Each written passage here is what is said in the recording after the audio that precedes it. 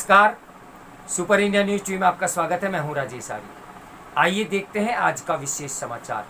उससे पहले आज देश के प्रधानमंत्री नरेंद्र मोदी जी का जन्म उत्सव है। इस विषय पर एक समाचार उनके लिए उनको मद्देनज़र रखते हुए लिखने का प्रयास किया है।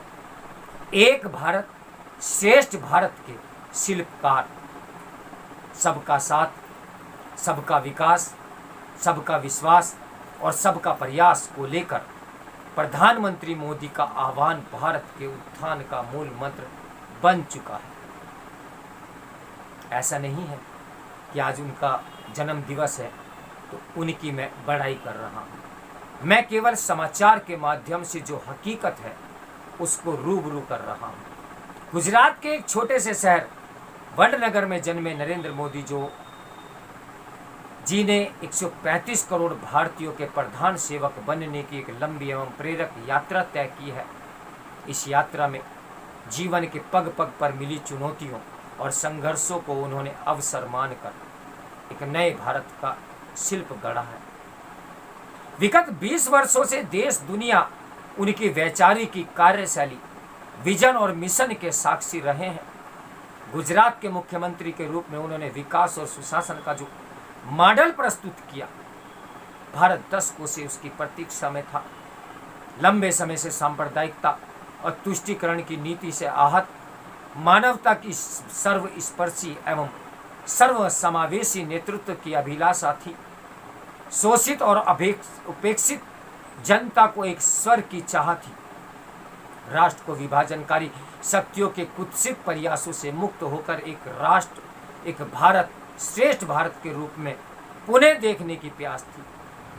यही कारण है कि 2014 में देश और जनता ने मोदी जी के नेतृत्व को सहर्ष स्वीकार किया। गत 8 वर्षों में जनता ने जिस नए भारत की शिल्प रचना होते हुए देखी है, उससे वह इस निष्कर्ष पर पहुंच चुकी है कि प्रधानमंत्री मोदी सच्चे अर्थों में जन आकांक्षाओं के प्रतिबिंब और भारतीयता के प्रतीक हैं। यद्यपि उनकी राजनीतिक यात्रा के बीच कुछ नकारात्मक तत्वों ने कुचेष्टाओं और निजी आलोचनाओं के माध्यम से उनके मार्ग को अवरुद्ध करने की कोशिश की, पर वे अपने संकल्पों से डिगा नहीं सके। प्रत्येक आलोचना, हर एक अवरोध और विविध प्रकार के कुचक्र उनके संकल्पों को और सशक्त करते रहे। 2014 के बाद देश के भीतर राजनीतिक और सामाजिक क्षेत्र में क्रांतिकारी परिवर्तन इसका प्रमाण है। जीवन के गुरुकुल में शिक्षित और राष्ट्रीय स्वयंसेवक संघ की पाठशाला में दीक्षित श्रद्धेय अटल जी के भावों से प्रेरित मोदी जी को अब भी कभी ध्येय साधना के बीच अग्नि परीक्षा की घड़ी का सामना करना पड़ा तो उन्होंने सदैव ही अर्जुन की तरह देव्य पलायनम का उद्घोष किया। आज उनके इसी आत्मविश्वास का भाव देश के प्रत्येक नागरिक को नए भारत के निर्माण में सहभागी बनने की प्रेरणा दे रहा है। बीते 2 दशकों में मोदी जी के विजन ने भारत को पुनः एकीकृत शक्ति के रूप में प्रतिष्ठित करने का कार्य किया है। वह दुनिया को यह संदेश देने में सफल हुए हैं कि भारत एक महाशक्ति है। आज़ादी के अमृत महोत्सव पर भारत ब्रिटेन को पछाड़कर विश्व की 5वीं सबसे बड़ी अर्थव्यवस्था बन गया है।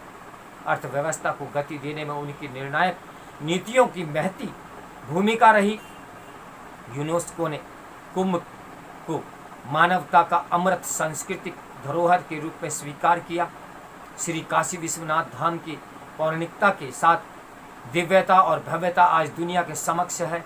भगवान श्री राम की जन्मभूमि अयोध्या में राष्ट्र मंदिर के रूप में श्री राम मंदिर का निर्माण भारत की आध्यात्मिक और सांस्कृतिक चेतना के रूप में प्रतिष्ठित हो रहा है। यह प्रधानमंत्री जी का विजन ही है कि योग पुनः समस्त विश्व के स्वस्थ एवं सुखी बनाने के सहज माध्यम के रूप में उभरा हुआ है। संप्रति आर्थिक विकास की चर्चा मुख्य 2 क्षेत्रों तक सीमित रही है, पहला पब्लिक और दूसरा प्राइवेट। परंतु मोदी जी ने इन दोनों के साथ साथ अर्थव्यवस्था में पर्सनल सेक्टर को भी महत्व दिया है।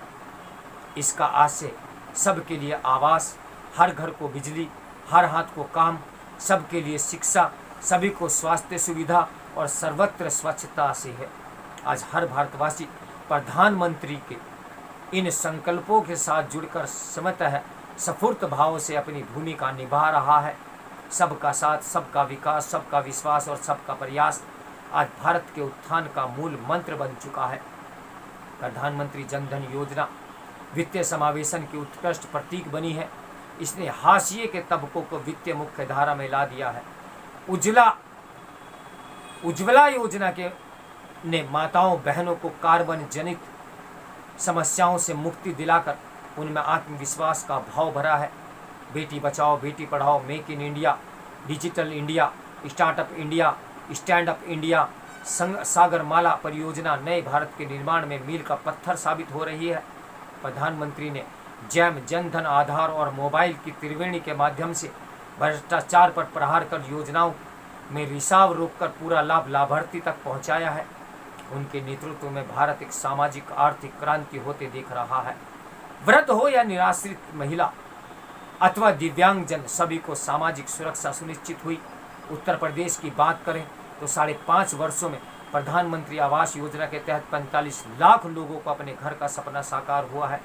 प्रधानमंत्री स्वामित्व योजना के माध्यम से 35 लाख लोग ग्रामीण जनों का अपने घरों का कानूनी अधिकार मिला है।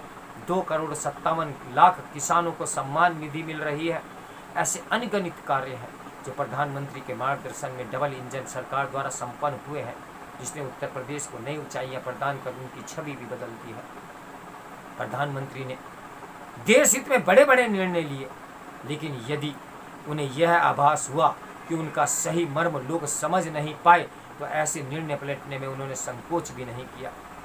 ये लोक भावना के आदर और लोकतंत्र की खूबसूरती के श्रेष्ठ समन्वय का परिचायक है। कोरोना जैसी विषम परिस्थिति में भी वह देश का कवच बनकर उभरे। उन्होंने भारत की जनता के साथ अन्य देशों तक भी वैक्सीन पहुंचाई, जिसके लिए उन्हें व्यापक सराहना मिली। जम्मू कश्मीर पर संवैधानिक सुधार मोदी जी की दृढ़ इच्छा शक्ति से ही आकार ले सका। इस प्रकार जम्मू कश्मीर का शेष भारत के साथ वास्तविक एकीकरण संभव हुआ। विदेश नीति में पड़ोसियों को प्राथमिकता के अभिनव प्रयास ने दक्षिण एशिया में भारत को और मजबूती प्रदान की। उनकी विदेश नीति के मूल में राष्ट्रीय हित सर्वोपरि है, तो विश्व के प्रति भी उनकी संवेदनाएं प्रत्यक्ष दिखती है। यही कारण है कि विश्व में भारत का कद अब बहुत बड़ा हो गया है और दुनिया भारत की ओर देख रहा है। वस्तुतः ये भारत के नवनिर्माण की अमृत बेला है। इस अमृत काल में राष्ट्रवाद और विकास की स्वर्णिम संकल्पना में राष्ट्र जिस गौरव की अनुभूति करते हुए वैश्विक शक्ति के रूप में प्रतिष्ठा प्राप्त कर रहा है, पीएम मोदी उसके कुशल शिल्पकार है। तो मेरे साथ बने रहिए सुपर इंडिया न्यूज़ टीवी की ब्रेकिंग न्यूज के लिए। नमस्कार, मैं हूं राजेश आर्य।